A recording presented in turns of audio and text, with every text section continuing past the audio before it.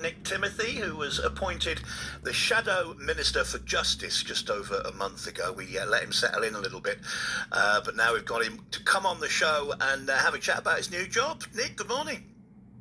Good morning, Wayne. How are you? I'm good, thank you. An interesting time to be in politics. You took over this role from Robert Jenrick after he defected to Reform UK. Tell us about your new job. What does it involve? Well, I mean, it's a good opportunity and a good opportunity to influence policy for people in Suffolk. So I'm really pleased to have it. The Ministry of Justice has responsibility for the criminal justice system, not the police, but the processes afterwards. So court, sentencing, prison, probation, and so on. But also all other aspects of the law. So things like the civil justice system, if you take somebody to court, if you have a personal injury or family law or something like that. And it also has responsibility for things like administrative law, so the process of judicial review, which is sometimes, I think, used excessively to stop us getting things done as a country. So there's lots of really important policy to be getting to grips with. When MPs get these high-profile roles, some might say that constituents could be a bit worried that they may take the eye off the ball locally, Nick. So how will your West Suffolk constituents, the people who voted you in, the people who made you an MP, how will they benefit from your role as Shadow Minister? Yeah, I think that's a really fair question. I've always said that the first job is being an MP and it's serving constituents. And when you're asked to take on policy responsibilities, you should only do that if you're confident you can do that job alongside serving your constituents properly. And I'm confident I can. I mean, I'm still doing full constituency with days with lots of visits and surgeries for people who need help, and we, my team and I deal with thousands and thousands of letters and emails all the time. I'll give you one example in which I think it really helps in the constituency. I have a case in Haverhill where there's a chap called Joe Lucarini who was the victim of a really serious hit and run, and his case was never properly prosecuted, never properly investigated, really, because it was misclassified by the police and subject to a 6-month prosecution limit. I'd actually already written to David Lammy, who's the Justice Secretary, asking him to look at the case. I've written to the College of Policing to try to make sure that there's a kind of policy response to this, to make sure that this kind of thing doesn't happen again. Thanks to Joe's sister, Emily, who's an amazing campaigner, actually his case has been reopened by the police because they're now looking at it through a crime definition that isn't subject to the 6-month limit. But if I can get something like that right as the Shadow Justice Secretary, then I'm doing a real service to people like Emily and Joe and to other people in Suffolk who want there to be a serious justice system.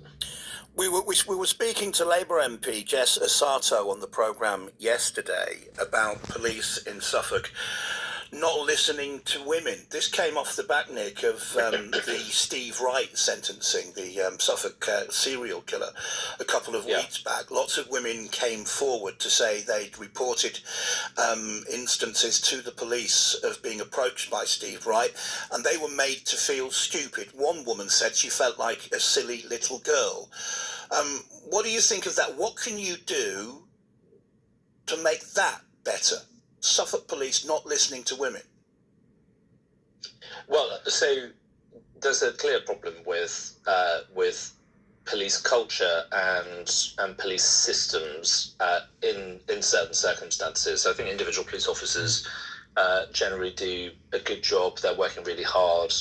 There's massive demand for them, so they're quite stretched.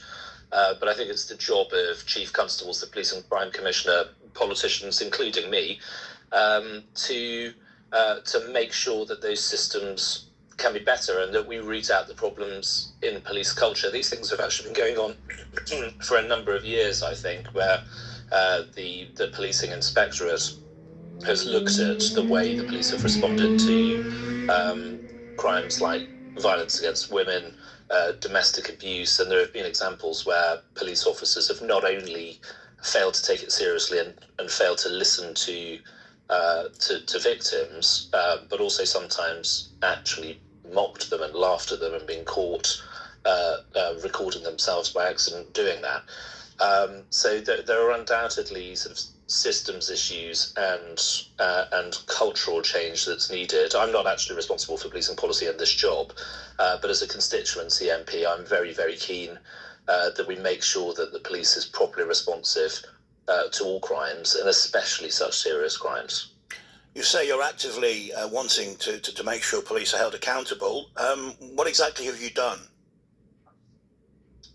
So firstly, I've actually worked in the Home Office once upon a time, so I've actually done quite a lot over the years to try to make sure that the police are more accountable. I was involved in commissioning the Inspectorate of Constabulary to look at this issue several years back, actually, which has led to some serious policy changes on things like violence against women. I was personally involved in the creation of Clare's Law, which creates a register of men who have been convicted of domestic violence, which allows women to go to the police and ask if they're going to move in with a boyfriend or a husband, whether there's any history of domestic violence. So actually in the past I've done quite a lot on this kind of work. Locally, as a constituency MP, I'm actually very concerned about the direction of police reform. There's a government plan at the moment to abolish county forces and move to these kind of mega regional forces. We would see Suffolk Police abolished and merged with certainly Norfolk, but maybe other forces like Cambridgeshire, maybe even Essex. We don't know the size of the regional force that the government wants at the moment. I'm very concerned about that because I think that would mean that police leadership and the accountability of the leadership would just become far too distant from local residents, and we need the police to be local and responsive to local need. You mentioned when it comes to police accountability, you did some work several years ago. Do you have any plans to address the problem that I mentioned since the sentencing of Steve Wright with those women? Because you say you're not responsible for policing policy, but surely as the Shadow Minister for Justice, you must have some influence, Nick? Yeah, absolutely. So policing is the responsibility of the Home Office, and I'm shadowing the Justice Department. So I'm responsible for policy as it relates to the criminal justice system, effectively from the point of charge onwards. I work very closely with the Shadow Home Secretary, and dealing with these kinds of problems is very high on his list. But I think from a justice perspective, when you're thinking about crimes like these, and we're moving beyond the quality of the police response, and we're thinking about things like the punishment, which is what the justice portfolio is all about. We desperately need to increase the size of the prison estate and modernise the prison estate, because when you think about sentencing and the courts and just keeping the public safe, all roads lead back to prison capacity, and the population of the country overall has grown. That means that the number of likely offenders grows with it. The prison estate needs to be big enough and to be of sufficient quality that we can lock up serious criminals for a proper length of time, because prison works, because it takes dangerous and repeat offenders out of circulation and away from where they might do harm to innocent members of the public. So one of my early priorities in this job is working out how we can afford to increase the capacity of the prison estate and lock up more criminals, especially serious criminals, for longer. Let's touch on, and we have to be very, very careful because it's a live case. We must mention Andrew Mountbatten Windsor, and also the arrest yesterday of Lord Mandelson, arrested on suspicion of misconduct in public office. I'm going to use that word unprecedented because it's such an apt word for what's happened. Do you have a view on this as Shadow Justice Minister? Yeah, I mean, as you just warned, I mean, I can't say too much about the specifics because there are quite possibly going to be trials, and we can't prejudice those trials. But I mean, firstly, Jeffrey Epstein was clearly a monster. Anybody who was connected to him and part of the systematic abuse of young women, and anybody who was breaking rules or laws in terms of sharing secrets and information inappropriately with him for his financial gain and in turn their financial gain, should be properly investigated and punished. And I think what we're going to see is the Epstein story is going to have repercussions all around the world because his network was incredibly powerful. We know that's the case in Britain because it has obviously included Andrew Windsor Mountbatten, and it has included Peter Mandelson. And it's my job to, as an opposition politician, to scrutinise the government of the day. And it's 1 year ago that the Prime Minister chose not to appoint a career civil servant, as is normal for these ambassador positions, but chose a Labour ally in Peter Mandelson to become our ambassador in America. And almost 1 year to the day, Peter Mandelson's been arrested. And even when the Prime Minister knew that Mandelson had continued his relationship with Epstein, he chose to appoint him, and he chose to continue to say he had confidence in him. We must just add, Nick, that both Andrew Mountbatten Windsor and Peter Mandelson both deny any of the allegations put to them.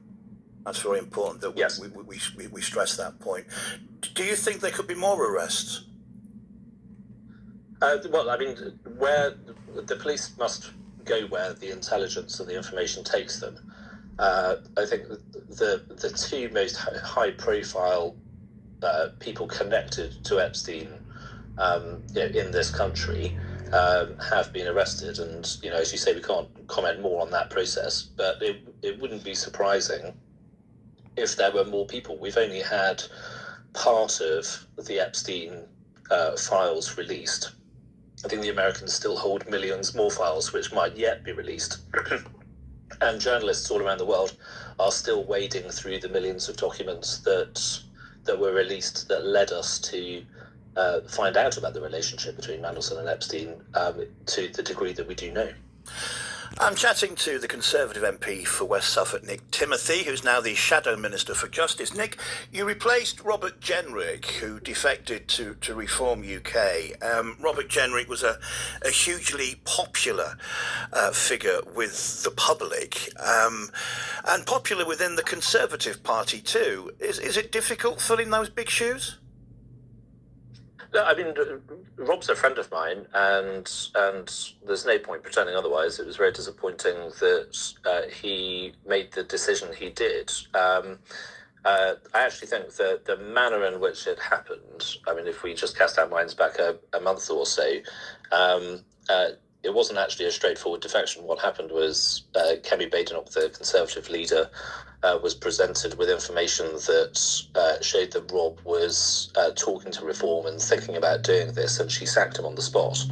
And lots of leaders, I think, in that situation would have said, well, I need more evidence, let's wait to see what's happening, and would sort of prevaricate slightly. But I actually thought what Kemi did showed her leadership qualities, because she was very decisive and very strong. Go on, sorry. How soon after Kemi Badenoch sacked Robert Jenrick, how soon did you get that call? It was a couple of hours gap. Okay. So I got a call from Kemi. I talked to the chief whip and a couple of Kemi's advisors, and it was announced. and then when that happens, you're sort of in at the deep end because you're given a new brief, and it's your job to get on top of it quite quickly. Fortunately, as I say, because I worked in the Home Office once upon a time, it's not the same as the Ministry of Justice, but it's kind of adjacent to it, so I'm familiar with some of the issues.